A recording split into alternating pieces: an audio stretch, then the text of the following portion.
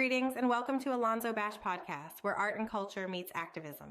We would like to take this opportunity to wish you and yours a happy and prosperous 2026. And special thanks for your continued support, much appreciated. In this exclusive interview, Alonzo sits down with Dr. Alison Hinds, the Queen of Soca, to explore her remarkable journey. From navigating life between England and Barbados to breaking barriers in music, she shares candid insights about overcoming industry challenges. Hinds discusses facing prejudice, the struggles women encounter in entertainment, and how she not only survived, but thrived. Her story is a powerful testament to resilience, hard work, and the ability to believe in oneself. No better way to wrap up 2025. Sit back and relax. Alonzo Bash Podcast starts now. Greetings and welcome to Alonzo Bash Podcast. I'm your host, Alonzo Bash, and today's special guest. First and foremost, we definitely want to take time out to thank all new subscribers. 25 have been a great year for us, so we definitely want to extend our thanks and appreciation. And no better way to end 2025 with a legend in the Soca space. Without further ado, Dr. Alison Hinds, Queen of Soca. Welcome. Thank you. Very happy to be here. Glad to have you. Well, I hope so. Otherwise, we could stop it right now. No. I've been waiting patiently for this interview. Dr. Alison Hinds, have you gotten used to that doctorate in the beginning of the name? It's still weird. It is.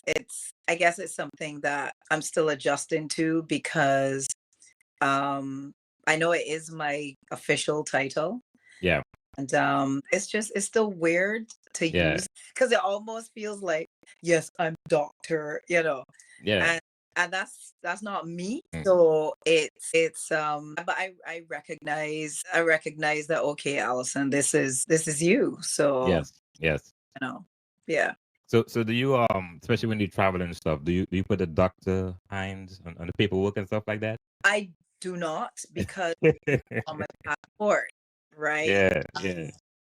Maybe with the renewal, when I have to renew my passports, I'll put it on then. So then once I put it on, then that from there. Yeah, man, nice. Yeah, it got to be official. It got to be official. Exactly. Nice. All right, so let's get into your backstory, man. You have a very interesting story. So you're born in is it Plaistow, London? Am I saying it correctly? Plaistow, London. So in the borough of Newham. Wow. Okay, what was it like growing up in London? As a kid, as a young lad. Grew up in East London, which is where all the Cockneys are. It's the Cockney kind of thing. That's how they talk. Okay, I like that. I like that. So growing up in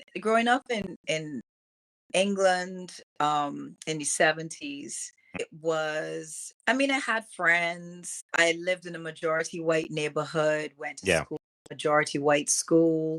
So I didn't have the experience of living in like places like Brixton where it was majority black. So my experience was most of my friends were white because that's what my experience was. And as much as I had a good childhood, being a Gen Xer, and those Gen Xers who are listening right now understand that we were wild. We was running these streets. This was before there was nothing called an internet. There were no cell phones. There was no pagers. You had a landline. Yep. And when you left home, it was basically your parents didn't know where you were. Once I and I had a lot of freedom too. I really did. As a child, I had a lot of freedom. So we lived in a high-rise building. Okay. And I had a couple of friends in the building. Then I had a couple of cousins that lived like maybe 10, 15 minutes walking distance from my building. And I used to be out there a lot, and they would be by me. So we basically kind of grew up together. Yeah. And I would leave from home. I would go by my cousin's house. And then once I got there, we would play for a bit. And then we would be like, all right, we want to go out and play. And we were gone. Our parents, and it wasn't like your parents were like freaking out and worrying about where you were, because that was just the times, you know. Mm-hmm. It was that time, and your only instruction was get back home before the lights come on. That's Yep. the only instruction you had. And if you were close to home and you fall down, listen, my mother used to get vexed. My mother used to get vexed with me. Yeah. Fall down. I would come home bawling, my knees all skinned off, my elbow and some other part. Yeah. And my like, wait, is that you just gotta go out and fall down all the time? And I know that there are a lot of other people that can identify, like your parents Yep. forget, Yep. but doing something that a child is going to do, you're going to fall down. You're going to. So there was that part of my childhood where Yeah. I had the freedom, I had fun, I had friends, but then there was also the part of feeling like a minority. Yeah. And Yeah. in spite of the fact that I was born and raised in England, I was made to feel like I didn't.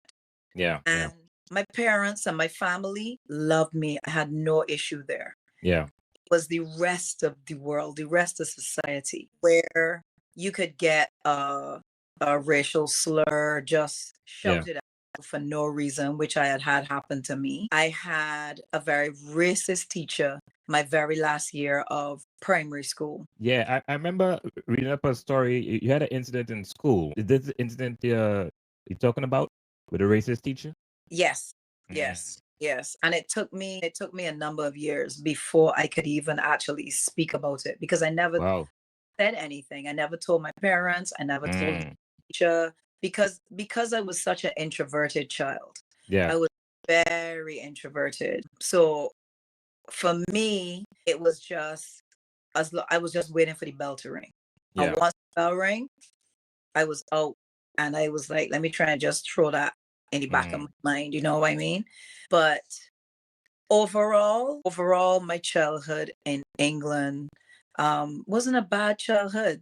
You know, I had everything that I needed, and you know, I had love and I had stability. And then my parents split up. So my mom then decided that she was going to go back to Barbados, because both of my parents are Bajan. My dad has since passed away. My mom decided that she wanted to go back home, because you know, when it comes to West Indian people, no matter where we live, whatever country we live in the world, your origin is always home. People all say, yeah, you're going home, and it's understood by other West Indians. It's understood. How was that experience for you? Another thing too, before we answer that question, were you the only child for your mom and dad? Yes, I was the only one. You were spoiled. At that time, I was the only one. Yeah. Okay. So what was that experience like, you know, moving? That wasn't your first time in Barbados, was it? No, it wasn't. Back. No. Okay. So my mom and I for summer would always come to Barbados. She started to bring me to Barbados when I was, I want to say 7 or 8. And the very first time that I was supposed to come, I was supposed to obviously meet family and my grandfather on my father's side. And I never got to meet him because he was killed in a hit and run accident. Oh, man.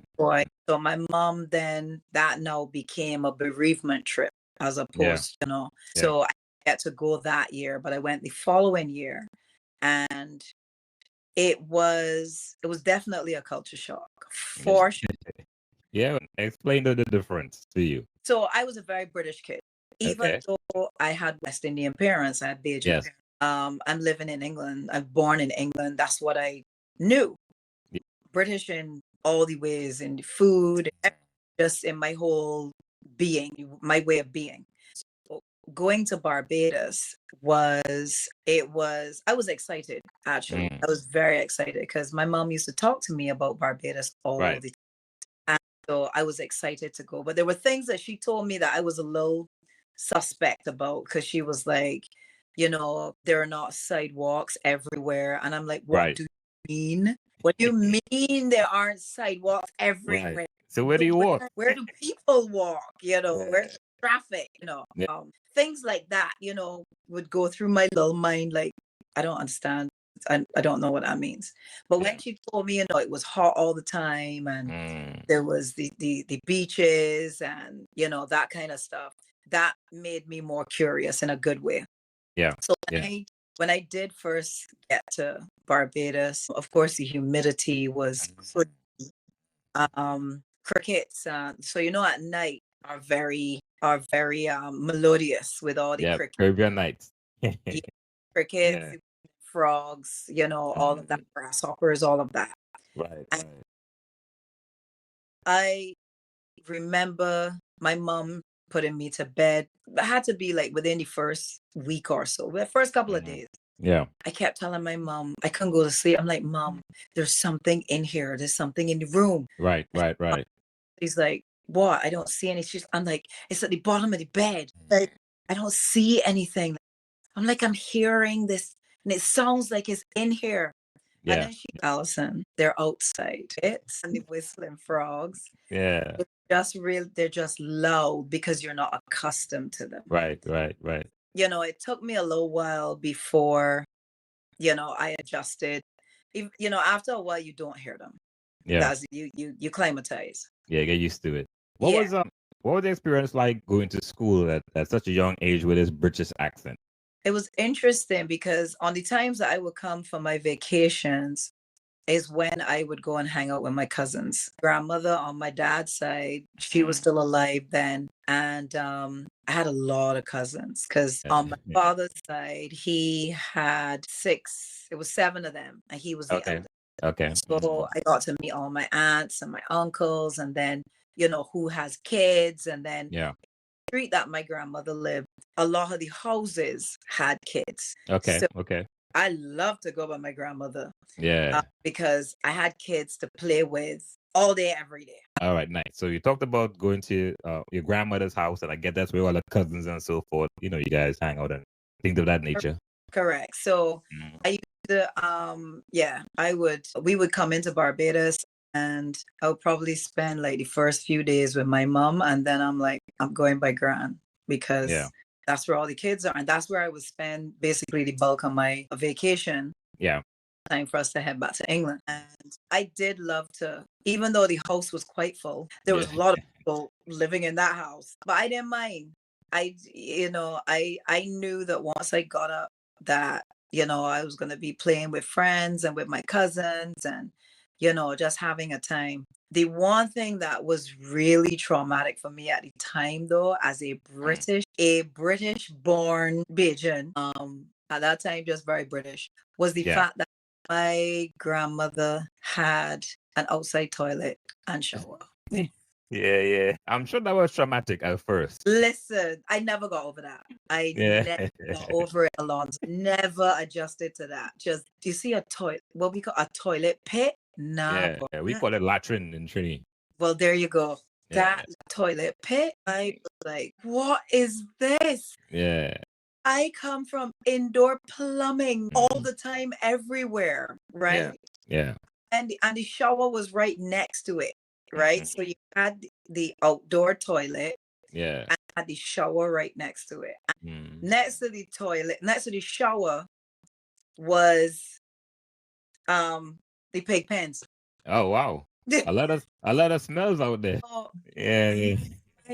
My grandmother's husband, because he actually wasn't my biological grandfather. My father and his second brother, his next brother, had a different dad to the other 5 siblings. The other 5 belonged to Joe, who was married to grandmother.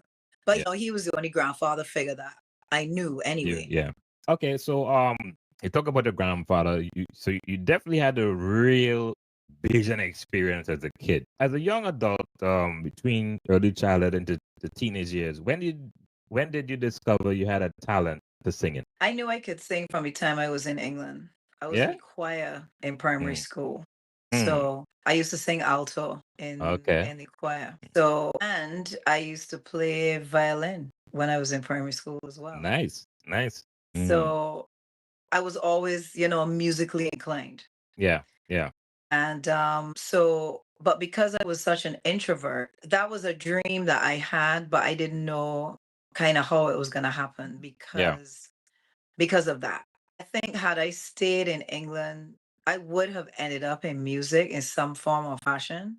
Yeah. I don't know if it would have been soca. It might have been something else, some other British genre Yeah. or, Yeah. something like that. But music was definitely a part of my life from the time I was a kid. Nice. Nice. Nice. Wow. So when I went to Barbados, then, after all the culture shock, the food, the bugs, the mosquitoes that used to eat me to pieces. Mosquito bites. Oh God, listen, my skin used to be bare red dots, just red dots all over.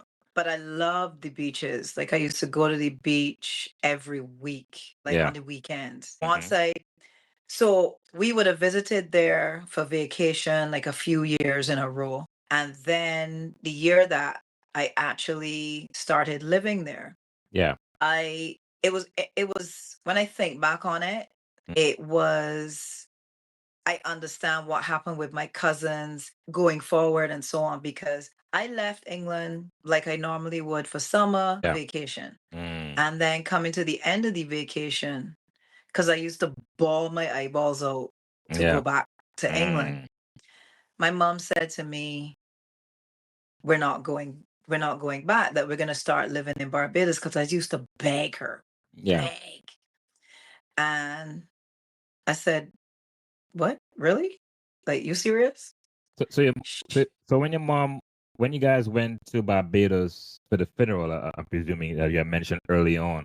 At that time, it wasn't a discussion that she was planning on staying, or she just came to that realization, like, you know what, I'm better off staying here to get that support. No, my mom went there by herself when she did the bereavement trip. I stayed in England, so she went by herself because she didn't want me to kind of go through that. At that point in time. And then we would have visited Barbados a few times in a row, like every summer. That's where we went. So when I started living in Barbados would have been 1981. It was 10 going on 11. And what I didn't know at the time was that things were not good between my mother and my father. My father was a compulsive gambler. So that definitely, that's really what crashed the marriage. They could put a strain. Yeah, for sure. And he didn't want to admit that he had a problem. Yeah. Because we know gambling is an addiction. And he didn't want to admit that. And my mom just got to a point where, she felt like she'd been trying and she couldn't do it anymore. Yeah. And so for her own sanity and to make sure that I had a future, she would have made the decision. So she was moving in shadows. Yeah. Right. My mom was moving in shadows and because she had a job secured because she had a child. Yeah. So she had to make sure that she had some kind of income coming in to make sure that we could live and that she could support herself and me. Yeah. And she didn't go about this in any kind of like willy-nilly kind of way. She planned it. She waited until I finished. And she didn't want to take me out of school in the middle of primary school. So she actually bided her time and waited until I finished primary school. Yeah. And then she was like, all right, this is the opportunity. So we went to Barbados that year, and I was there as usual, for vacation. And then mom said that we're going to be living in Barbados from here on in, that she had to go back up to England just to kind of tie up some loose ends and stuff. Yeah. And then she was coming back. So she would be gone for like a couple of weeks, and then, she would come back to Barbados. Yeah. So I stayed with my aunt and my uncle and my cousins, so the house that we stayed in for summer was one of my great uncle's houses. That was his like vacation house. So once she had made the decision, obviously she would have spoken to him, and he was like, y'all can live there, because he was in the US. Y'all can live there for as long as you need to, until my mom can get back on her feet and get herself a certain way. So nice. Yeah. And all my mom had to do was deal with pay utilities. She didn't charge her any rent or anything like that. Wow, that's a good deal. Yeah. So that really helped, because now she was a single mom. right? And so she went back up, and I was ecstatically happy. I didn't even care. I didn't care. Like, I was just happy to be in Barbados. Right. You know, as a child, you don't think about the people that you've left behind in England. Yeah. You know, my cousins and my friends. Because, like, years later, when I got the opportunity to, like, really talk to them about it, they said that they were upset. They were really upset with me because, as far as they knew, I had left to go on vacation and come back, and I never came back. Right. And there was no goodbye. There was no, you know, any of that. So everything was just kind of up in the air. And it's like, well, Alison was just left.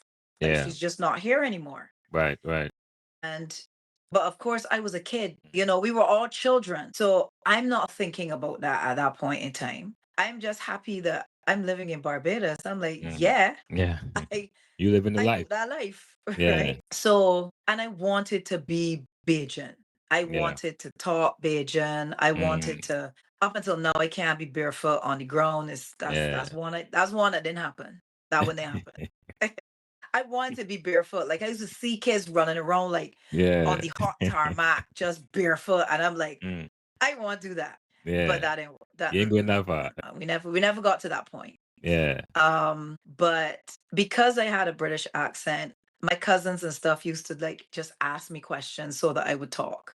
Yeah. Because they love to hear the accent. You know, eventually, but I assimilated. I wanted to assimilate. Yeah. I wanted to fit in. I wanted to be a part of this. And I actually did the 11 plus, with what we call 11 plus. Y'all call common entrance? Yeah, common entrance, right. Yeah. So I did the common entrance, and I passed for, at the time it was called Garrison Secondary. It's now called Graydon Sealy. A decent school. And, it was good for me because now I was seeing everybody around me that looked like me. Just different shades, you know. The teacher, the principal, you know, whoever, lawyers, doctors, everybody around me was black. Everybody around me was a person of color. Yeah, relatable. And that made a difference to me, even though I was still very introverted, still quite shy. Just the fact that I didn't have that extra on me of feeling and being a minority, and being treated differently, feeling less than. I excelled at school. Yeah. I absolutely excelled at school because now, you know, my mother said to me when I first started to go to school, she said to me, you know, when you go to school here now, it's not about the color of your skin. It's about what you know. Yeah. And that absolutely stuck. And of course, she was right. I embraced Barbados and Barbadian culture and everything quite quickly. Yeah. Because I wanted to. Because as much as as an adult now, I have an appreciation for, I claim both. I have an appreciation for being born in England and having dual citizenship, and what that brings with it. You know, the benefit of having my British passport and what that works for me, and then also having my Barbados passport. So, but as a kid, I just wanted to. I felt like I belonged. I felt like I had come home. That's how I felt. Yeah, natural. Yeah. You mentioned Barbados, and what about Barbados? I've been to Barbados before, and I want to, because you're also the cultural ambassador for Barbados as well. So, for someone who might be curious about Barbados, I'm going to put this a two-part question. What about Barbados that you love so much about Barbados that most people don't know, or you know, like I said, someone that has never been there before, your experience and the food. You did a video recently with is it conky? Am I saying correctly? Yeah. Yes. So if somebody was to go to Barbados for the first time, what should they get? And what about Barbados that you love so much? Well, the beaches for sure. Like, you can't you can't say Barbados without saying beaches Yeah, because I get that. Barbados we has have beach. some of the most beautiful beaches in the Yeah, for real. region. And obviously I've traveled a lot. I've traveled throughout the region. And Yes. there are other islands that have amazing beaches too. Like I would never say that Barbados is the only island with amazing beaches. We do have amazing beaches though. Yes, yes. No, I give it that. Give it that. Yeah, that's one of the things that I really, and I actually train at the beach. I Yeah. get to be in that crystal clear water, and Wow. while my trainer is trying to kill me. Yeah. Um, the beaches, I think with the food, we have such a wide range in terms of you can get really, really good street food. Yeah. And But what's the go-to? So I'm Trini. So in Trini, of course, the go-to is doubles. You must have a doubles when you reach correct. Trinidad. So Right. I read Barbados. What do you think I must have? What do you first? You had to have this. If you can get it, flying fish. Flying fish. Yeah. Flying fish is when it's like boned and everything, it's small. It's a small fillet. Like you Okay. have to eat like maybe 3-4 of those fillets of a flying fish in Yeah. order to feel like you ate something, right? But Okay. they're very flavorful. Even though they're small, they're very Yeah. flavorful. So I would say lots of people love chifet. So many people in the region. I was in Anguilla recently. Okay. And there was a couple of people that I met and that have been to Barbados, and they were like, whenever they land in Barbados, they have to go to Chifet. Okay. Love Chifet. And Bajans love Chifet too. Chifet is like Royal Castle to Trinidad. So it's locally it's locally owned and it's locally built. I don't know exactly how many outlets there are, but Yeah. let me say they got about 16 outlets in Barbados. Okay. Okay. And they're only in Barbados. They are nowhere else. Okay. And You got me excited now. You got me excited. I gotta taste this. they do so they do burgers, they do Okay. chicken, they do broasted chicken. We have something called broasted chicken sandwiches. I have rotis. I am now let me be very honest. Thank you. Nothing in comparison to a roti from Trinidad. Let me be real. I am going to be very, very real about it. I'm giving you the side eye. Yeah. I ain't even playing that. The Bajans that listening are watching and want to get vexed, you can go get vexed because I'm sorry, a chef at roti cannot come near a Trinidad roti. That's just facts. That's just what it is. But right? thank you. Thank you for your honesty. I appreciate that. So I would not tell you to go to Chef at for a roti, not at all. But for the chicken and the burgers and I'm good. all I'm the good. other stuff they have, yes. The thing about Chef at is that it has had it's been consistent many years. It's been consistent. It doesn't matter which which branch you go to, flavor is gonna be the same. The standard. They have really good service. There's the stores, the business itself. They're very bright. They have a children's play area for the kids to go. So a lot of parents like hold birthday parties and stuff at the chevettes and so on. Nice. So it's definitely it's a part of Barbados though. Yes, Chevette is definitely. definitely, and Bajans do love the chevette. They really do. They really do. There's also we have everything from street food up to 5-star fine dining, Topper. food and everything in between. Everything in between. So if you want fast food, if you want home cooked stuff, if you want fine dining, whatever it is that you want, you can find it in Barbados for sure.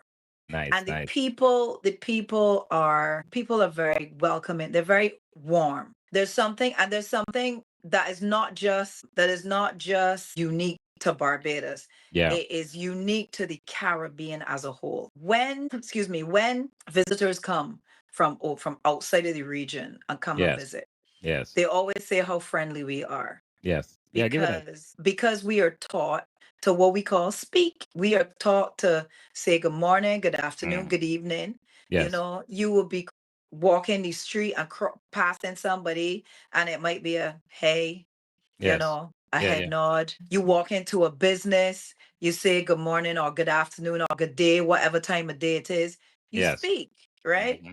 That's the way that we are brought up. We are brought up, what we call brought up see. We Yep. have Yep. brought up see. And that is not really a thing in the bigger countries. Yeah. People would just walk past one another. They will go to the office, you know, walk into the office and not say good morning. And, you know, that's not a part of their way of being, but it's Yeah. a part of ours, Mm. you know. That's something that I really like about Barbados and about the Caribbean as a whole. That is something that has been instilled in us, and we then do that with our children, and Mm. it just keeps going from Yeah. there. Like there's a respect that is inherently in that. Yes. And you know, you walk into going to somebody's house, you Hmm. have to say good afternoon, good evening, Yep. whatever it is. You wake up in the Hmm. morning with your Hmm. family, you say good morning, you know. Yes. If you Yes. don't say good morning, you know that is trouble, Yeah. you Hmm. know. Time. So that's one of the things that those are a few of the things that I really love about Barbados. We have a lot of things to do and a lot of Yes. things to see. We Mm. have Harrison's Cave, which Chaka has now from Jamaica has taken it O- over. And Okay. they've now built it out to be an eco park. And I think they're still adding on more Mm. stuff. Yeah. So in addition to going to the cave, there's also zip lining, and there's Mm. like an obstacle course type thing.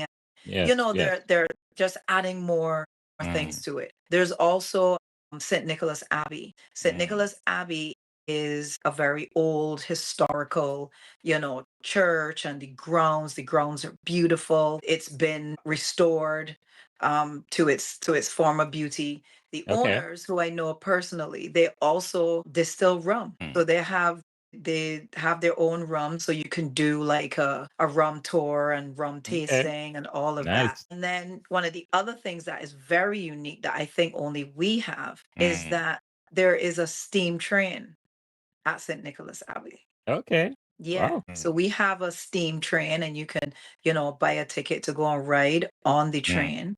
And the Yeah. train, it takes you up, and it takes you to a very picturesque part of Barbados called Cherry Tree Hill. And when you Mm. get to the top, there's like an amazing view of Barbados where you can, take pictures and that kind of stuff. So we Yes. have we have a lot of things like that Mm. where you can just do things and have different experiences on the island, or you could just go to the beach and get a Relax. cocktail and Yeah. just relax and enjoy. To add to that, Rihanna home, her childhood home, seems to be another tourist attraction nowadays. Yes, so we have Mm. Rihanna Drive. The Mm. street where she grew up on has been renamed Rihanna Drive, Okay. and her childhood home where she grew Mm. up, Yes. that is, you can't go inside.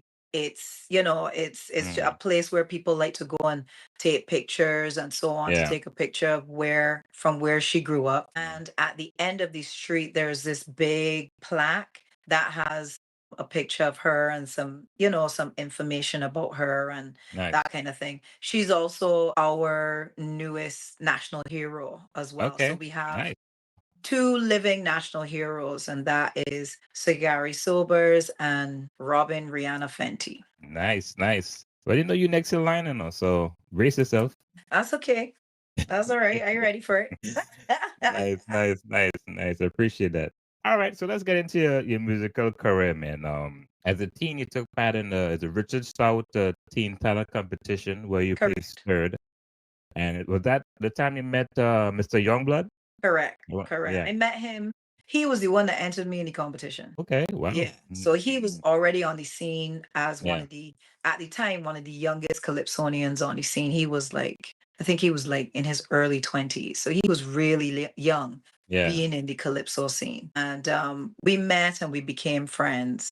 And excuse me, he heard me sing over the phone. Yeah. And liked my voice and entered me into the competition, which I would have never done myself because again, you're shy. Introvert. And so he helped me. He actually helped me, like mentored me along the way, helped me to find my songs and all of that. And after placing third, it was soon after that he then came to me and he said, you know, we got this band called Square One. We're looking for a female vocalist. You know, would you be willing? And I was like, yeah, sure. Right. I ain't busy. I ain't doing nothing. I ain't doing nothing at all.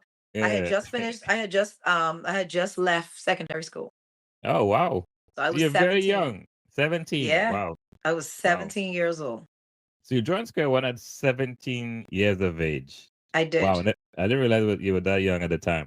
You guys did a lot of hotel tours. I understand you guys won Band of the Year in 1988, Hotel Band of the Year, and then you guys came up with Eat Drunk and Be Merry. Was this Square One is where you started?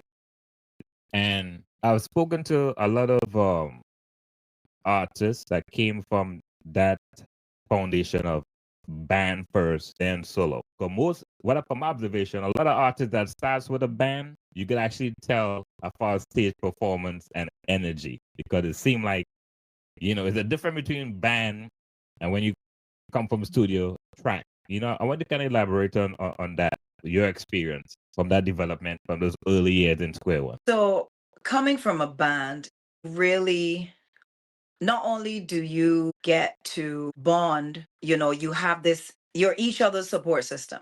Yeah. Right? Because we all were young and inexperienced together. So we learned everything as we went along together and supported each other and grew together. So that really helped because, you know, you had people within the group that would not only encourage you, but they would also push you if you needed that push. So you had that built into the team, but also it developed your discipline because performing on the hotels, you gotta be to time. You know what I mean? You gotta come, you gotta set up. Right. And at that time, we were the guys in the band. We were doing everything. You know, we were setting up the equipment and running the cables, and you know, you had no roadies and all of that. So you learn stuff. You learn about the setup. Yeah.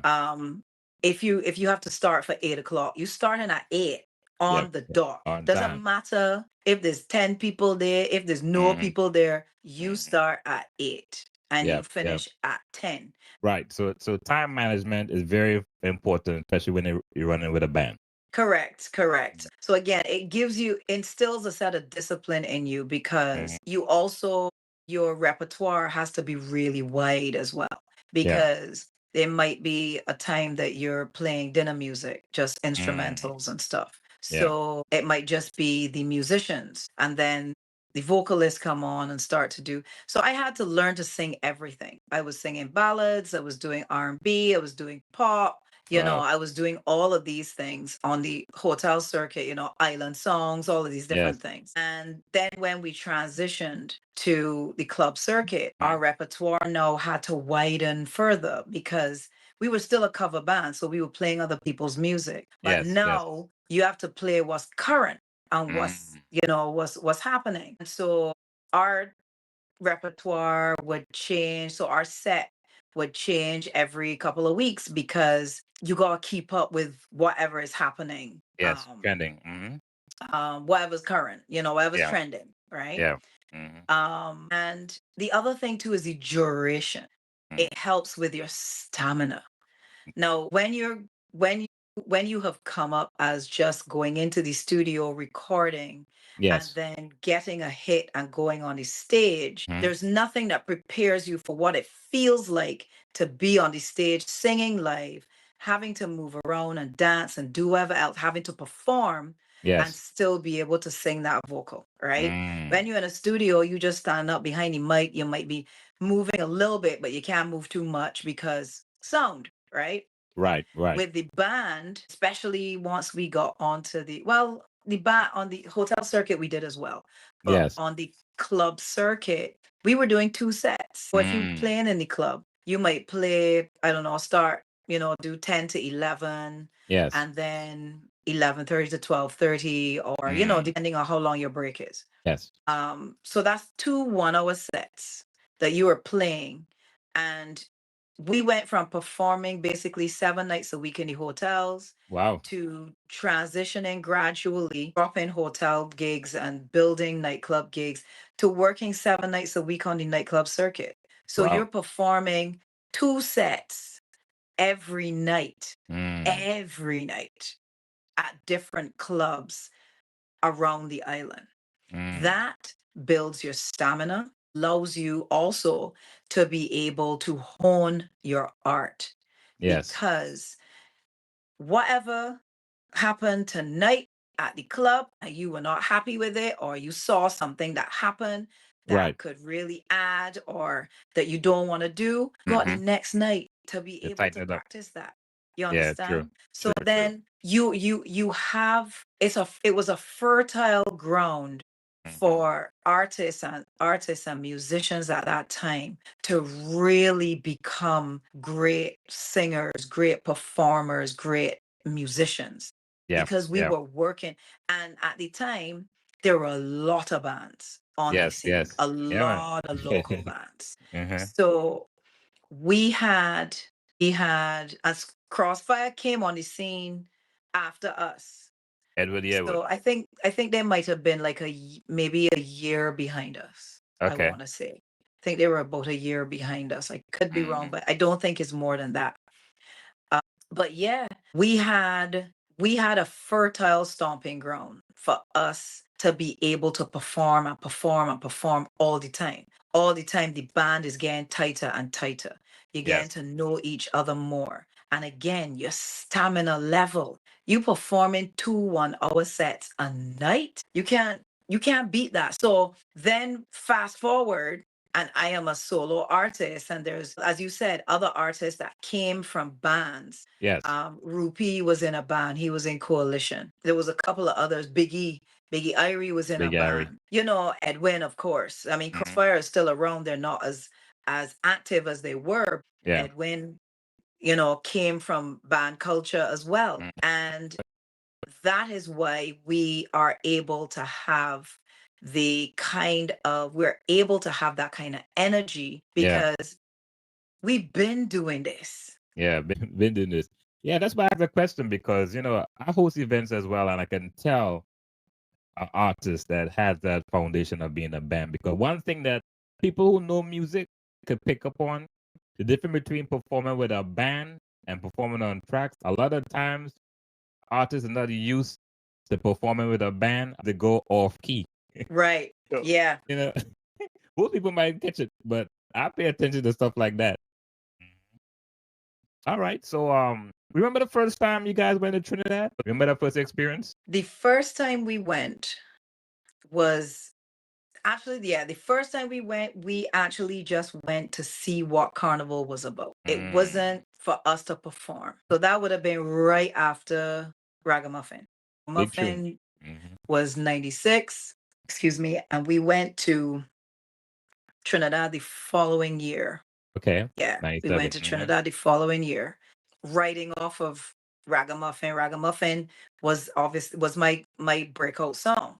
We went into Trinidad on a research basis. Let's put it as that. We Scoping the went scene. to, yes, because we didn't know. None of us had ever been to Trinidad for Carnival before. Right. So at the time, Big Mike he had seen the band because he used to come to Barbados, and he fell in love with the band and was like, why don't y'all come and see and experience what Carnival is, so that Yes. you can understand that you want to come into this now. Because he, in our early years, was our booking agent. He became our booking agent in Trinidad. And at the time, he was on radio. He had Legends Band, and he was a personality and very popular, very known, and had a lot of connections.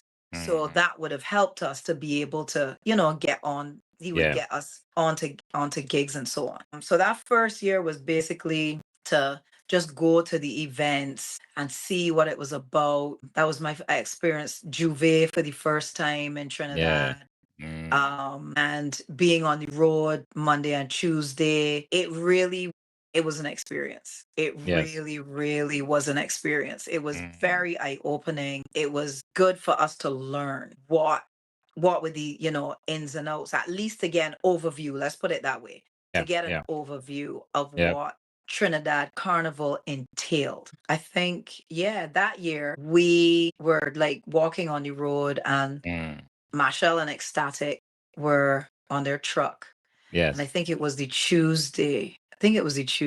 Machel had strained his voice and he couldn't sing. And we were there and he asked us if we would come up because we knew all the music. We knew all the songs. And he asked us if we would come up and sing. Wow. And we were like, yeah. Duh. Duh. So Marshall knew of you guys before you came to Trinidad. Yeah, because he would have heard the song. Songs, yeah, and when he traveled And to Barbados, I'm sure that he would have done, some research on who this band was. And the thing is, the year before was Crossfire with because Crossfire would have had like Pump Me Up and Crank It and all those songs and would have just destroyed Carnival with Groovy. Yeah, well, let's take a pin right there. I mean, for folks who may not know, the younger ones, there was a time when Bajan Soca, as we call it, was running for a couple of years straight in Trinidad. Groovy. I mean, you guys had that stuff on lock, Yeah, definitely. That was in the years of Bazo D and Kitty Cat and Plumber and Ay Ay Ay and them kind of like groovy, the songs that still kicking all note. Still kicking all note.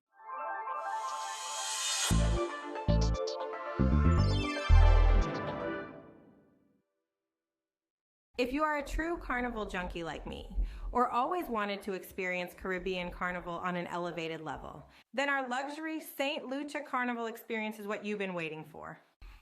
Floating Needs welcome you aboard our multi-cabin catamaran sailing yacht from July 16th to 22nd, 2026. Instead of an outdated crowded hotel in the hills, enjoy high-tech sailing yacht at a world-class marina in the heart of the carnival action. Package includes your private ensuite cabin on the yacht, filled with modern amenities, on-board bubbly continental breakfast, all-inclusive 2-day parade experience with costumes, drinks, and food. Ground transportation, curated access to Lucian Carnival parties, a 4-hour sunset cruise, and more. Our Lucian Carnival package promises to blend the rhythmic pulse of carnival festivities with tranquil beauty of Caribbean waters and the best of yacht life. Bookings floatingneeds.com or 1800-727-BOAT. Shipping nightmares? Not anymore. Let me spill the tea on stress-free international shipping. Jay's Hassle-Free International is the game changer you've been waiting for. Air, ocean, Caribbean, Dominican Republic. They've got it all covered. And those special rates? Absolutely amazing. Full container or just a corner, their prices will make your wallet do a happy dance. No more headaches over complicated shipping. Just call the shipper lady at 443-927-5816 and watch your worries vanish. Trust me, once you try Jay's Hassle-Free International, you'll wonder how you ever lived without them. Wave goodbye to shipping stress and hello to smooth sailing. Serving Pennsylvania, Delaware, and the DMV. Remember that number, 443-927-5816. Your stress-free shipping journey starts now. Tired of coming home to a mess? Sick of your office looking like a disaster zone? Say hello to MNS Pro Clean LLC. We're not just cleaners, we're mess-busting superheroes. From stubborn stains to dusty corners, we tackle it all. Our team swoops in with eco-friendly products and state-of-the-art equipment, leaving your space spotless. Whether it's your cozy apartment or bustling office, we've got you covered. No job too big, no grime too tough. Imagine walking into a sparkling clean space without lifting a finger. That's the MNS Pro Clean Magic. Don't waste another minute scrubbing. Call us now, 443-509-9418, and experience the Pro Clean difference. Your future self will thank you. MNS Pro Clean, where cleanliness meets excellence.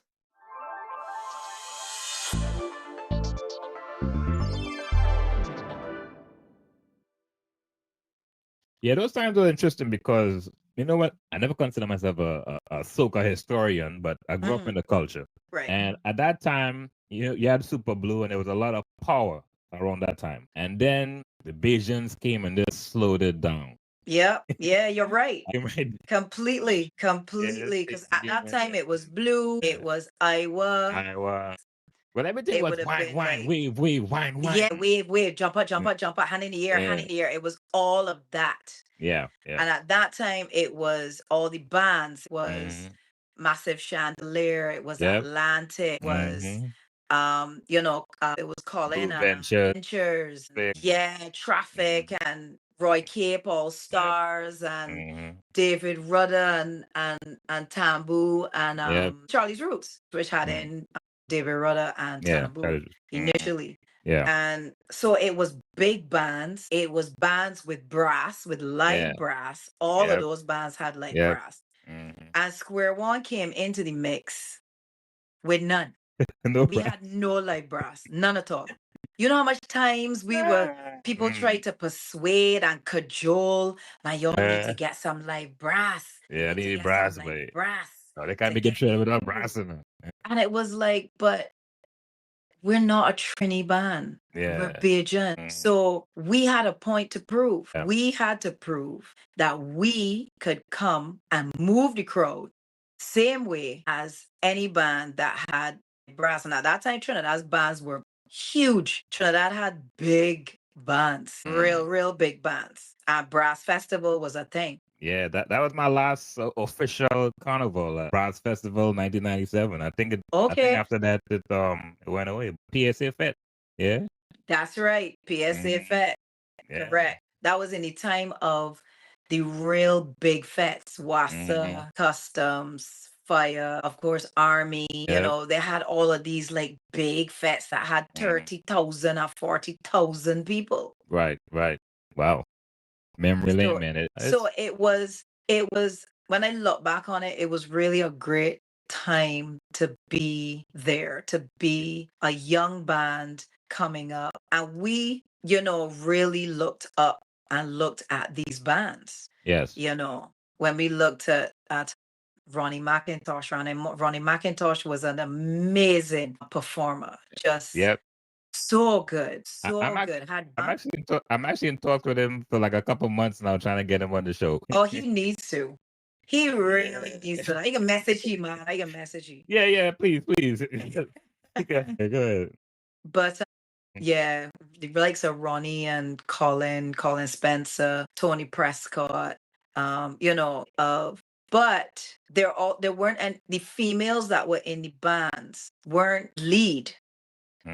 When Square One came onto the scene, and I was front singer, but I wasn't just support, I was lead. And a lot of the young women that were in the bands at that point in time were not lead, they were background. All of those bands were male led. All of them were male led. So the girls were there to sing backgrounds, to look pretty. That was the role. The girls did not have a major, they were not part of the overall like draw of the band. It was the front men. It was Marvin Lewis and his brother. I can't remember his brother's name. I don't know why his names don't come to me. But it was all the men. All the men were up front. So when Square One came onto the scene with not only a female vocalist, but a female vocalist that was strong. Yes. That was looking to be able to control the audience. Yeah. You could keep up with the Ronnies and the all of the big bands. You held your own. Because like you said, now that I think about it, you're right. There was no other female lead at that time. No, because even Saucy. Yeah. Denise Denise had some songs. Yeah, Yeah. she definitely had, because I remember when she had Lele. Yeah. Lele ya bam bam. Lele ya bam bam. Yeah. When she had Kakalele. Yeah. That song was a big song. Then I don't Yeah. know that. Yeah, but I think she was with the band still at that time. Yeah, she was. Yeah, Okay. she was with a band. She was with a Okay. band, and she Okay. wasn't. And again, she wasn't the main lead in the band. Okay. So when Square One came in and had people was like, who is this girl? Where she come from? What a lot of people are not aware of is that Square One had been in existence for 10 years before we got Ragamuffin. Wow. Because the band actually started in 86 and I joined the band in 87. Yeah. Yeah. Lots of years. Later is when we got Ragamuffin. So we actually already had 10 years of experience. Yeah. Chemistry. Yeah, and chemistry. Yeah. So that's why when we first came onto the scene, people saw this young band, all these fresh-faced people. Yeah. But the band was tight. So it was And no it's Johnny like, come lately. correct. And it's like, how this band like this already? Because we had already, we were continuously honing our art form, getting better, building confidence, doing, all the things. And the things that only experience and time can bring. Because you can have great musicians and you can have great rehearsals and have that band sound real tight and everything. Yeah. But there are things that happen on stage on the fly that nothing but that bond of years and knowing each other Yes. that Yes. comes with that. Makes sense. Makes sense. Wow, man, your history is so rich. Man, so rich. We didn't reach half yet. I feel like we've been chatting, but we could go all day. In 2004, you left the band to pursue motherhood, and you have a beautiful daughter. She looks just like you. And you came back in 2006 with Roll It, and of course the remix with Kevin Little, Till Me on, 2 mega hits. I remember watching the interview, and you had mentioned that that transition from motherhood coming back into the music, it went through some ups and downs. I think part was you mentioned being depressed. Of course, being a woman in the music industry, people expect you to look a certain way all the time. You talked about that. You want to touch base on that a little bit on, especially for other female acts that's in the business. Because I know you mentor quite a few, things that work for you over the years. Yeah, it's the unfortunate thing is that there's this double standard when it comes to the male artist and the female artist. Yeah. And one of those things is basically about your size and your image and how you look and gaining weight and all of that. And it's much harder on us as women than it is on the guys, for sure, by far. Yeah. Because we are expected that at 30, you're supposed to look like 20, and at 40, you're still supposed to look like 20. At 50 and 60, you're still supposed to look like 20, right? Right. And whereas the guys can, have some grays in the beard and, they can go silver or, Ball head. I mean, there may be a few people that would be like, so why you don't dye your hair or whatever. Right. But in general, it's not gonna be a big deal. He need to sit down. There's two things. There's the image thing and the staying forever young, and there is ageism.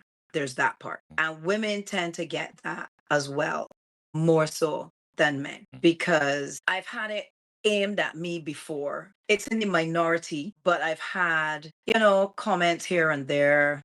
Alison need to sit down. She's too old for this. Why she think that she could do this, and why she think that she could do that, and this and this and this. And it's unfortunate. I mean, you're entitled to your opinion, but that's all it is. Yes. It's an opinion. At the end of the day, there's nobody that could tell me what to do, how long to do it for, or any of those things, you know. And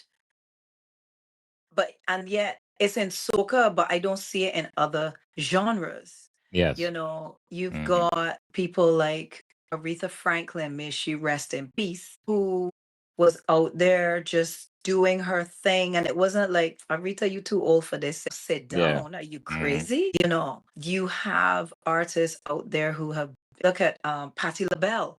Patti people, oh my gosh, people love Patti. Anybody can look at Patti and say, Patti, you need to rest. So go and crochet or something. You know what I mean? Obviously, I mean she's older now. She's not gonna be the same dynamic person she was when she was younger. But that voice is still as strong as it was. That talent has gone nowhere. And her personality, people warm to her personality. I got to see her perform 2 years ago. It was about 2 years ago. I got to see her in New York, and I was just completely enamored. I was like, oh, Patti LaBelle. Like, this is Patti LaBelle. I saw Legend. Shaka Khan. Yep. When Shaka started to sing Through the Fire, I was like, yeah, sing it. Shaka, you know. And these are women that have been in the business 40, 50, 60 years. They've been here for 2 mornings. Long time. Know. So what it really does is that it just disappoints me. It just disappoints me. But for those that may feel like that, you got another thing coming, because I ain't going nowhere. I will go some when I feel like, you know. But when it comes to women, let's go back to when it comes to women and weight and all of that. Right. We are really put under the microscope in terms of people wanting to body shame. You know, whether it is that you're too skinny as far as they're concerned, or you're too big, or, you know, whatever other gamut of things. It's really because people forget that we are human beings. Even though I might not come out in a public forum and say something about it, it doesn't mean that it doesn't affect me as a person, right? Because I'm not made of granite. I'm made of flesh and blood like everybody else. I have feelings, I have emotions, and everything that everybody else feels, I feel. Yeah. And the women in the business feel. So when, you know, the public is pointing out things on you, oh, she stomach and she this, and why she boobs look like, and why she hips, and what happened to she legs, and this and this, and it's tough. It is really, really tough. A lot of the times you kind of, that's where you kind of, and that's where I go. I lean on my support system. Yeah. And I lean on my people that are close to me, and, you know, kind of get strength from them, because you're not always strong. Yes. True. You're not always able to just kind of like pick yourself up and let's go. It's not always like that. You know, there are times when I need that person, or I need those people to lean on. Yes. And that when I can't hold myself up, that they can help to hold me up, and that I can talk and I can cry and I can do all the things that I need to do to be able to go to process it.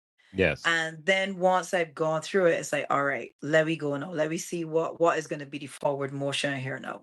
How is this gonna happen? I don't have an answer for it, because it's an issue that is much bigger than just, you know, me being able to say some little platitude, because that's not gonna fix it. What needs to change is people's mindset.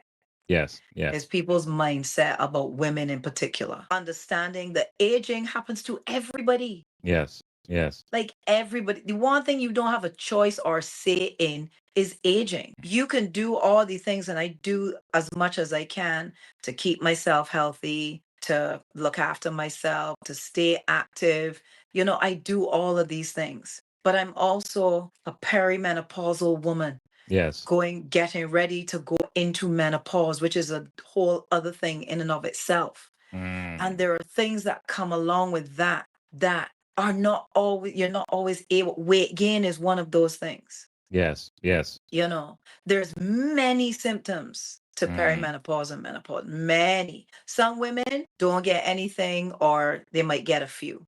Some women feel like they just get all at Mm. some point. You know what I Yeah. mean? It Yeah. runs the gamut. And it's a lot to be dealing with that and trying to look your best and trying to feel your best and trying to Mm. do what you can to help yourself. And then for somebody that you don't even know Yeah. Yeah. to pass Mm. judgment and be like, so what happened? Why she look so big? And why this happened? And why that? You don't know what is going on in a woman's life and True. what she's going through and what she's dealing with. And you don't know, she could be killing herself with training, with trying to eat well, with doing all, she could be doing all the things and still not be able to get the results that even she wants, you know. So it's unfair. It's Yeah. really unfair the way sometimes that people just they dehumanize us Yes. and feel that they could just say whatever they want and we just supposed to take it, you know. That's that. And it disappoints me more when it comes from women.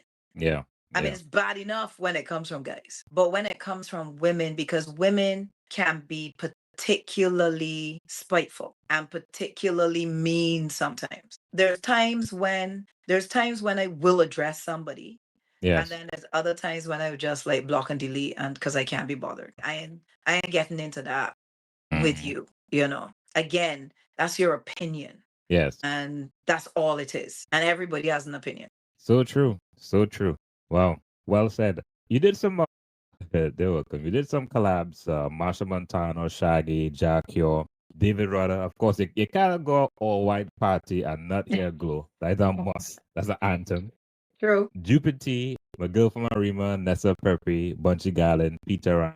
I want to talk about your collab with Richie Spice, King and Queen. How that song came about? That actually was the brainchild of my former management, Van Gibbs. We had talked about it and he kind of had an idea because I had been on shows with Richie, Okay. and he knew Van. I kind of introduced myself to Richie because we didn't Yes. know each other, you know, Mhm. beforehand. Van knew a couple of, you know, people in Jamaica and so on. And I reached out to Richie to ask him if he would be interested in doing something with Mhm. me. And he was very open to it. So it was facilitated. Van got a producer to build the music and so on for the type of song that we wanted to do, bearing in mind Richie and the type of artist that he is. Right. And Right. we didn't want it to be soca. We wanted Yes. it to be reggae, something very cool and stuff. Mm. And we flew to Jamaica Okay. and went to Shaggy's studio, Big Yard, Mm. and we know Shaggy really well. Yes. Shaggy is fun. Oh my Yeah. goodness. He's so funny, like Yeah. genuinely funny as hell. And so we went to Big Yard and Yes. Richie came and he's very quiet, he's very Mm. soft spoken, but really, really nice guy. Yes. And we Yes. Yes. started working. We started working and he basically came into the studio and started to write Okay. the song. But Mm. he was Van gave him like some ideas as to Right. like Right. what type of song we Mm. wanted. Yeah. And so he started writing it and stuff. And we each went into the booth and did our parts, but Yes. we were there in the studio at the same time. Together. Yes. Yes. Yes. And when he went into the booth and I listened to this man recording, I was like, wow, just wow. And so when I'm going in the studio and I'm like, well, Alison, you're gonna match this now. Yeah. Yeah. Yeah. Because, you know, as much as I am a singer, Mm. I think I'm a pretty good singer. I stopped and really want to emphasize this particular song because I remember when the song first came out, a lot of people didn't realize it was you. You're right. You're right. Because the style is so not what people would expect from me. Mhm. Yep. Yep. And so that song then took me back to my square one, days when I was doing ballads and R&B Yep. and that Yep. kind of stuff. So that took me back into that pocket. And I did have to, think differently and change my approach in terms of how I wanted to show up in this song. And alongside Richie and his style and, so I got a lot of guidance from the producer, from Richie and so on, as to the tone and the attack and, and how to deal Yes. with it and how to treat it. Yeah. Because I like to get direction in the Yes. Yes. studio. I like that because it helps me. It helps me to put down a much better vocal. Yeah. Fair enough. Fair enough. Give it to give the song what it Yeah. deserves. And so that was a really good experience of being in the studio with Richie. Yes. And then when the song came out, I was like, oh my God, Big this tune. and Jamaica, and then the rest of the Caribbean and everywhere else just embrace this song so much. Yeah. Yeah. Yeah. Big tune, man. Yeah, man. King and Queen. Yeah, man. One of my personal favorites. All right. So in 2016, I may stand corrected. I'm just talking from my observations. I believe you may be the first, maybe the only soca artist or Caribbean national, I would say, to perform at an NBA game singing the national anthem of the United States. How was that experience? Well, yes, I was the first. There you go. I was the first. It was a really great experience. I have to say a shout out to the BTMI and in particular at the time, Petra Roach. She was the head of BTMI, which is the Barbados Tourism and Marketing Inc. She was the head in North America at the time. And we met and kind of got to know each other before that. And she had reached out to me and she said, we're doing a Barbados night at Barclays Center for this NBA game. It was the Heat versus Brooklyn, the Nets. LeBron James was there. And she was like, we're doing a Bajan night and I have put you forward to sing the US national anthem. Wow, that's a tall glass, Yeah, definitely. So I was like, okay, just let me know when. And, then I had to learn the anthem. I know bits and pieces. Yeah. And so I had to learn that. And going there and just being in Barclays Center for a completely different reason, not being there for a concert, being there for a game. Honestly, I've never been to a NBA game before. For me, this was a first for me for like a lot of things. Yes. And being on the court and just kind of looking around and watching the guys practice and warm up and all these things. And we ran through it. This is where you're going to stand. The cameras will be, they'll find you. Just, do your thing right there. I did one rehearsal. Yeah. I'm like, okay, good. And I went into the dressing room. I remember being in the tunnel. Yes. And I was walking and I saw this person coming towards me with somebody in front of him. Yes. And it was LeBron James. And he had this guy in front of him that was basically like, clear the way, kind of thing. Clear for me. Not that there was anybody there wasn't really anybody in the tunnel. Over the top, always, but go ahead. Yeah. So this guy was in front of him. Yeah. And when LeBron didn't look left nor right, he just walked straight past, right? Yeah. And that was when I realized how really tall he really is. Yeah. Like he is super tall and broad, just big. Yes. And I felt like a building, like a high-rise building just walked past me. Wow. Because he was just towering above me and just these long strides and just went, I guess back to the changing room or whatever. Yes. And I was like, okay, Alison, no pressure. No pressure. This is it. This is it. And the anticipation for me, I felt nervous. And I don't get nervous like that. I was thinking this. Anymore. Listen, I'm I'm nervous for you. I mean, I wasn't there, but I'm just thinking like this is a situation you can't mess up. I'm sorry, you can't mess up this. And that's the part.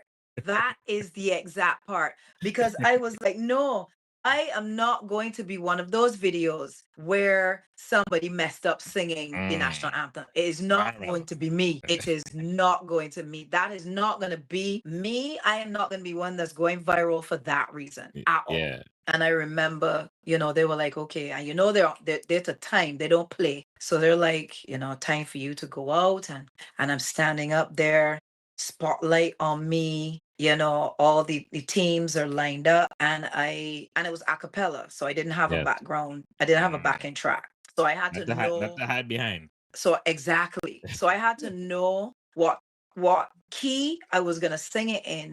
Right. So that because the US national anthem, it starts so low and then it goes really, really high. So you have to know where you're starting from to make sure that when you get high, that you can hit the notes that you need to hit properly. And I was like, I am not going to be, especially being a non-American, and I mess up, but I don't want to mess up nobody's anthem. I don't mess up ours. So I am messing up nobody else's one. Yeah, man. And I stood there. My heart was pounding in my chest. I will not lie to you. Wow. And I started to sing and thing. And when I got to, and the rock is red feather that bursting in there.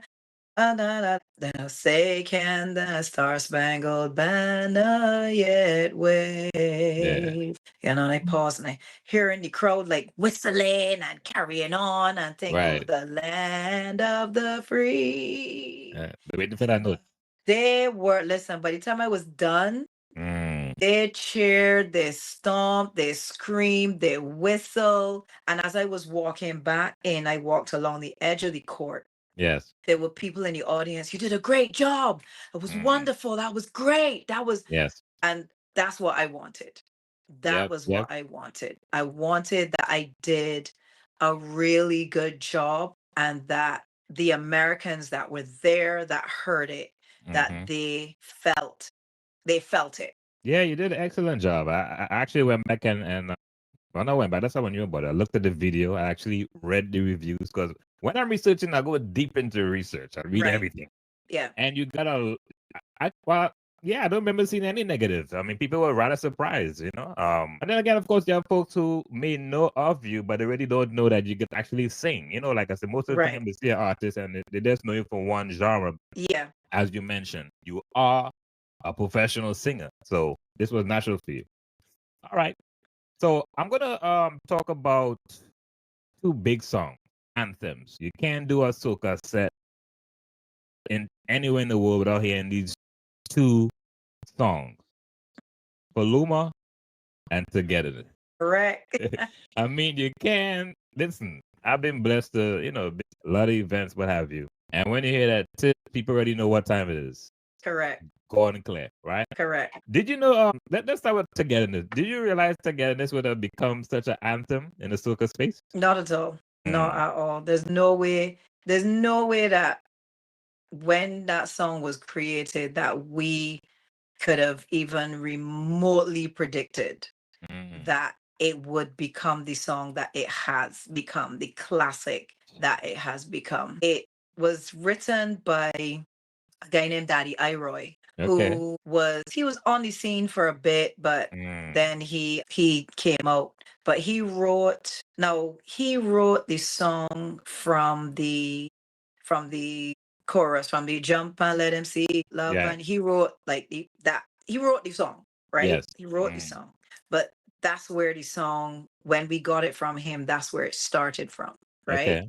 And then the fuss and the fight, all the rest of the stuff, right? Yes. Iroy is actually one of Rihanna's uncles. Oh, wow. At the time, I didn't know that. We just knew Daddy Iroy, right? Yeah. Obviously, once Rihanna then got popular later is when, we kind of found realized.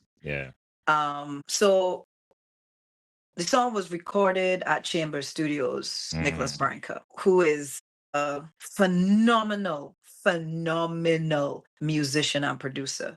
bass player extraordinaire, pianist, not just keyboardist, pianist. He classically trained the whole 9 yards, everything. I think Okay. he Wow. started playing keys when he was like 3 or something like that. Like Jeez. he was a prodigy. He was definitely a prodigy. He's Yeah.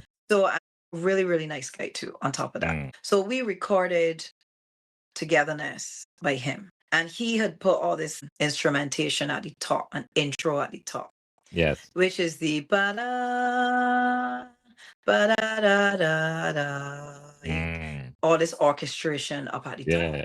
Yeah. before the jump and let him see love, before that comes in.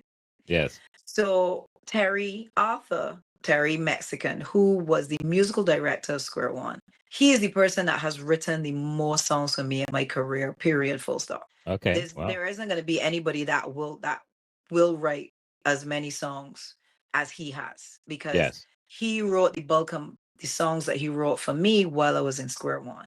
Okay. So he would have written like Basil D and Ayaya and Yes. all of these songs and so many others. So when he heard the orchestration at the top, Right. he said, we gotta put something at the top that can make people sing, Right. Right. that is gonna capture people. So he went home with it and worked on it. And when Terry working on something, he don't ease up. He Yes. don't sleep. He's be in. Yes. Yes. And excuse me, when we went back to the studio, Terry can't sing at all. Terry is an amazing musician. Yeah. Pan is his first instrument. Okay. So he plays pan. He's also a percussionist. Yes. And then he would play some keys as well, some keyboards. Yes. Yes. But he's not a keyboardist per se. He can do like synth and different things like that. Yes. But Yes. percussion and pan. Pan is his first instrument. He is excellent on pan. Yeah. And so because of that, he understands melody, he understands syncopation, all of that kind of stuff.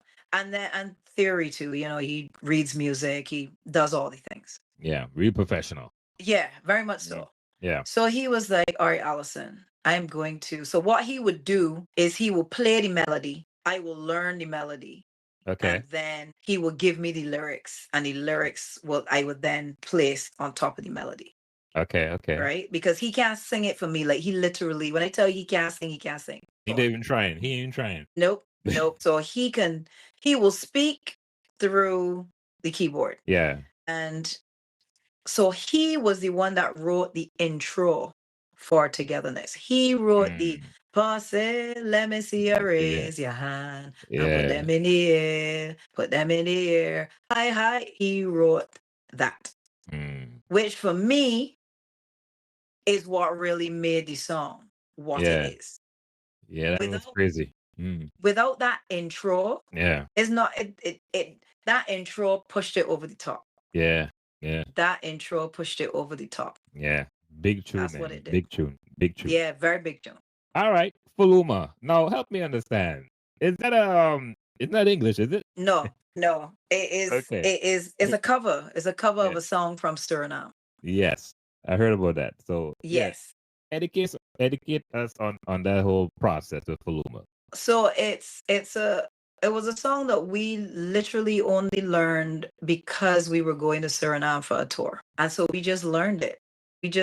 Because what Square One would do sometimes is try to find out what's the most popular song or songs in that particular market. Makes sense. And once we can get it early enough, we will learn it and we will play it. Just like when Beyonce went to Trinidad and she sang Palance. Yeah. And Trinidadians just lost their minds.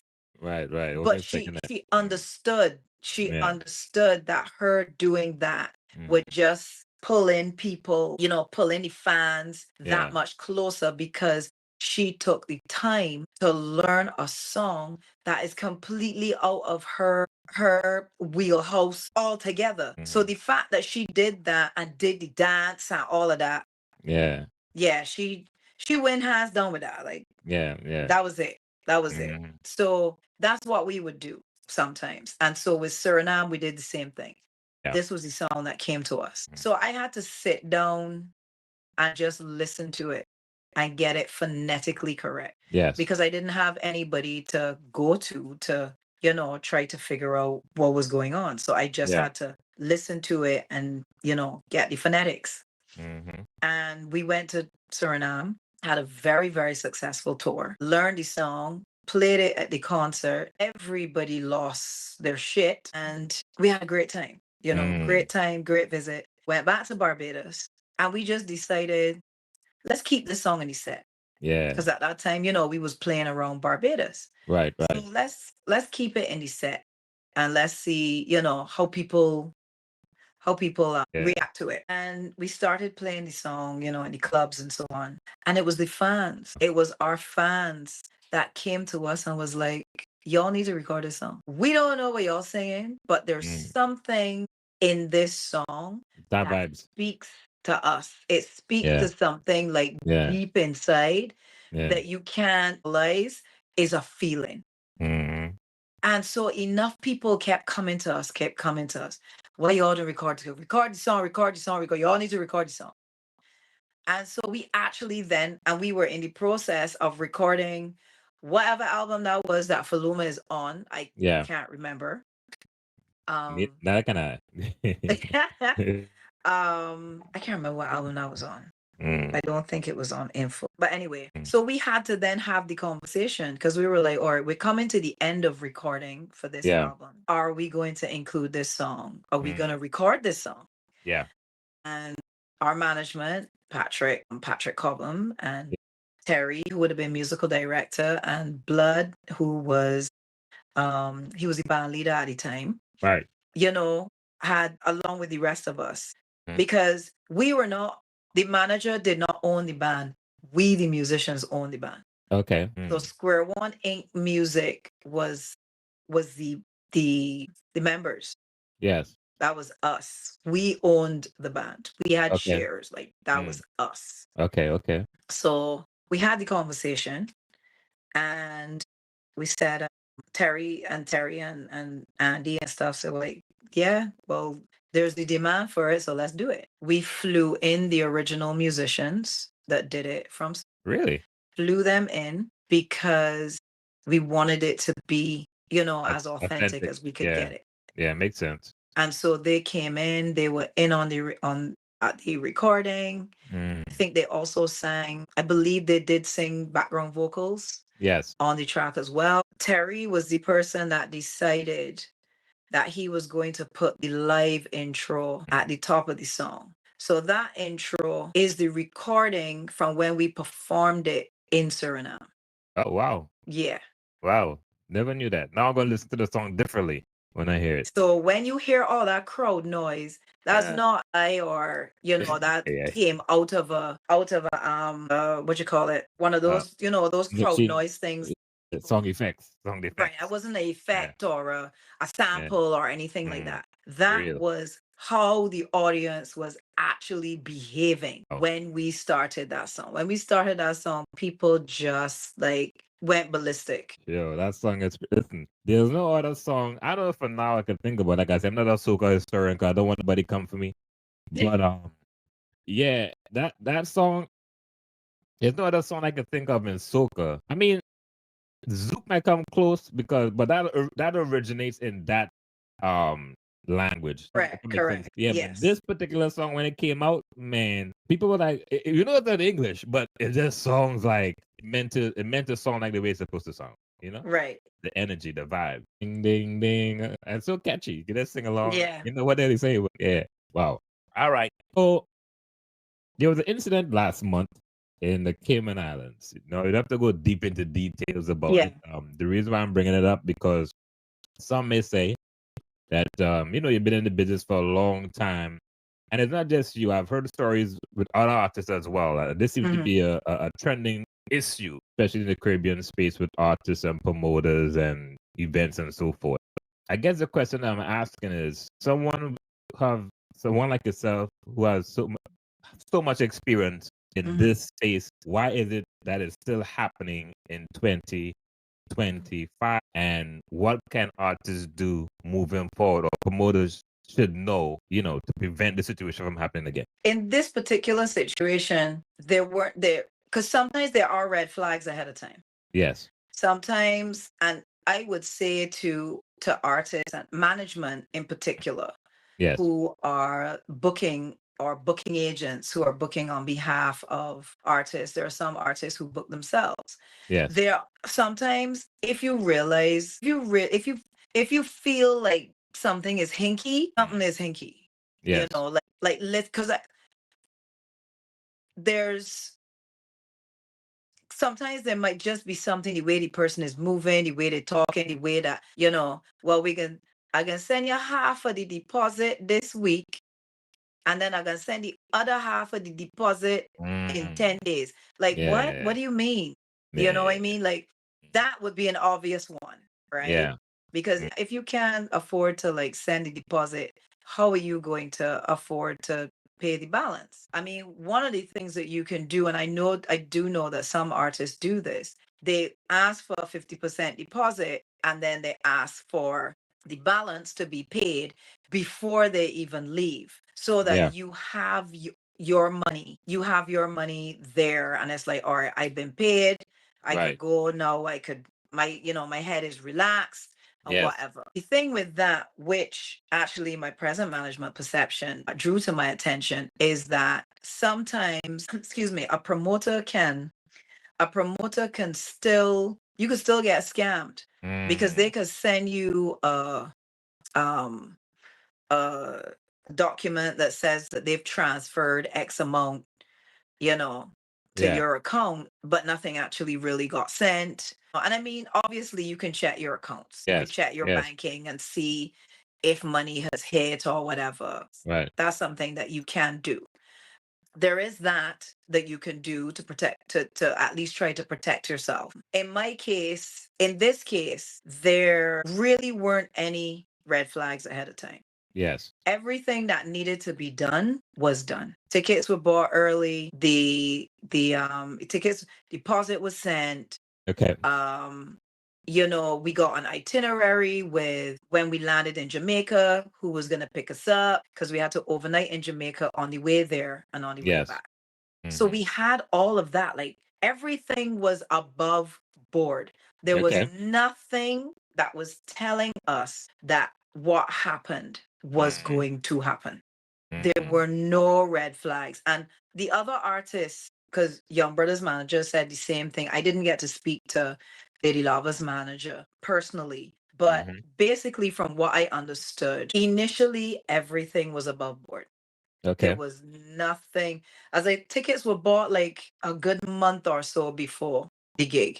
And I was impressed, because I was like, oh my goodness. These people are just being so proactive and so on the ball, and everything was everything. So, to land in Cayman and then have the experience that we had, it threw me completely, because we were not expecting that at all. Even when we landed in Jamaica, transportation was there, hotel was sorted, like everything was on point until we landed in Cayman. Until they got to Cayman. Okay. Correct. And the thing is, she's not Caymanian, so this had nothing to do with Cayman itself. It happened in Cayman. She is Jamaican, but it happened in Cayman, and and I got so much support. So much support from the people of Cayman, from ministers in Cayman, from all kinds of people, not just people within the fraternity, within the entertainment fraternity, but beyond that, because people understood. They understood that, and they know I am not the person. I don't be in a bacchanal. I don't do these things. So if I am coming out and saying something, it means that the situation had to be just untenable. Yes. Did they give you like a formal explanation or apology on what took place, or because it seemed to be a breakdown once you guys got there? No, because after the fact, and after I put out the video, she had put out a statement, which was basically trying to be a character assassination. It really wasn't. It wasn't a statement. She wanted to paint me as being unprofessional, but I have too many years in this business of being professional and being on point and showing up for gigs and doing what needs to be done And I have tons of years under my belt. Like people don't know me for that. Yes. So it didn't make sense. Yeah. It didn't Yeah. make sense. I think it was just a case of, I guess, I guess she was in her feelings at the Yeah. time and wanted to lash out. And that's basically what that was. And I'm not a person, I'm not going back and forth with you in the public forum. Yes. I said what I said. I stand by what I said. I know what my experience was. Nobody can tell me what my actual experience was. Nobody Yes. can tell me what that was. And we're putting other things in place, additional things in place to make sure that there's no repeat of Yes. that. Yeah. Because again, there was no red flags. There was nothing, there was no warning signs or anything that would tell us that, okay, yeah, they're looking, it seems to be a little shady. Yeah. They're moving kind of funny. You understand what I'm saying? Yeah. Because No from reflection.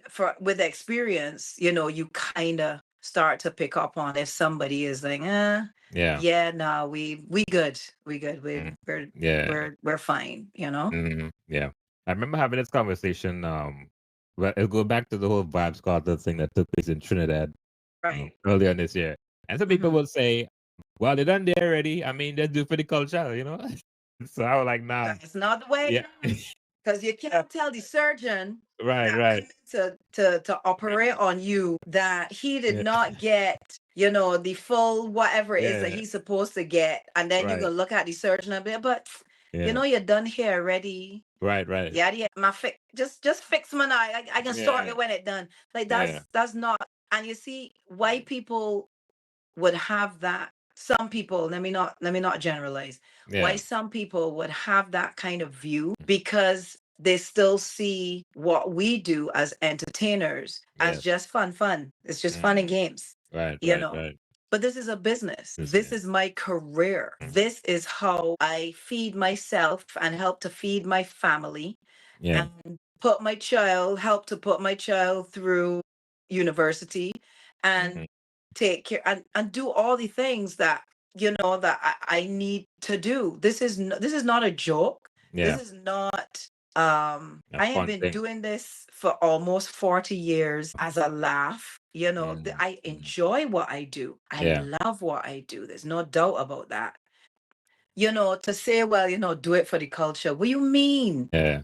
If your boss go and shortchange you and tell you do it for the culture, you ain't gonna take it well. Yeah. You know what I mean? You're not gonna take it well.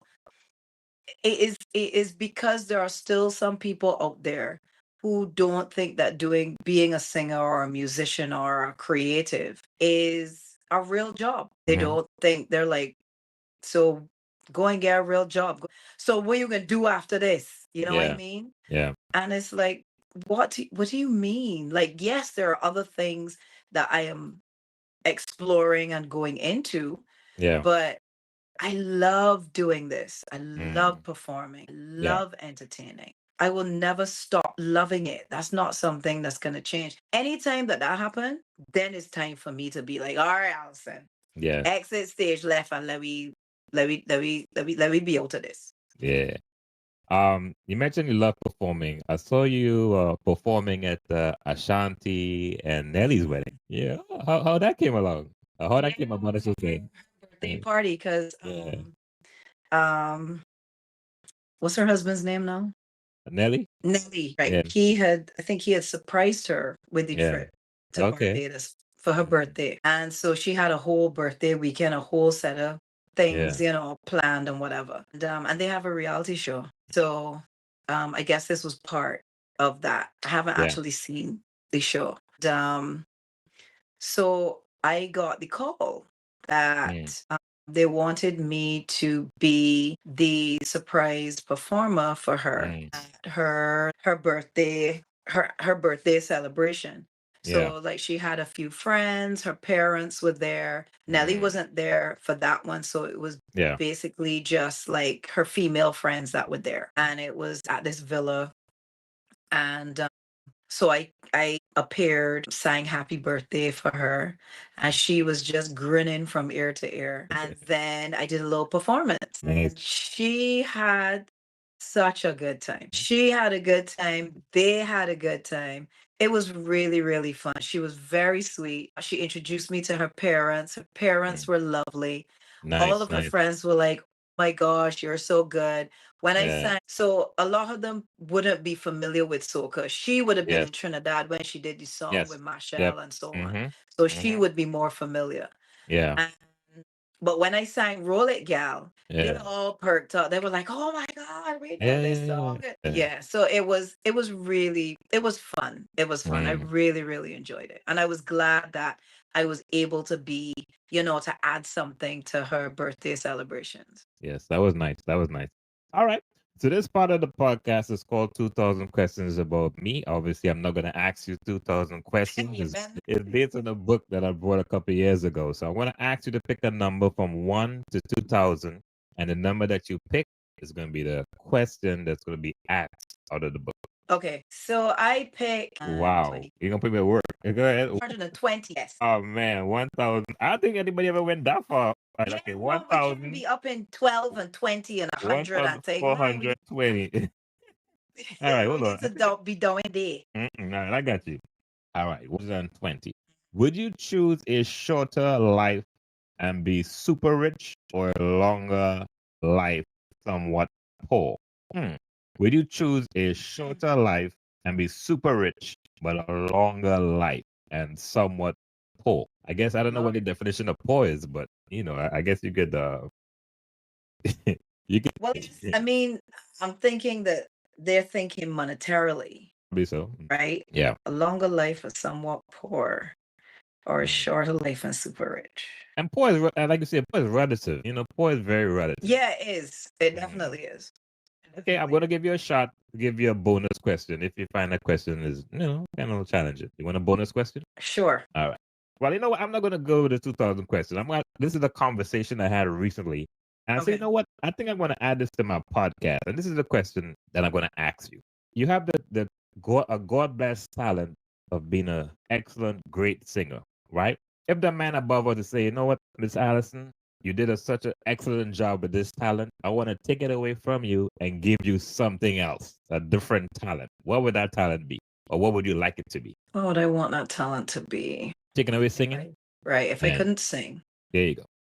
Take this new talent.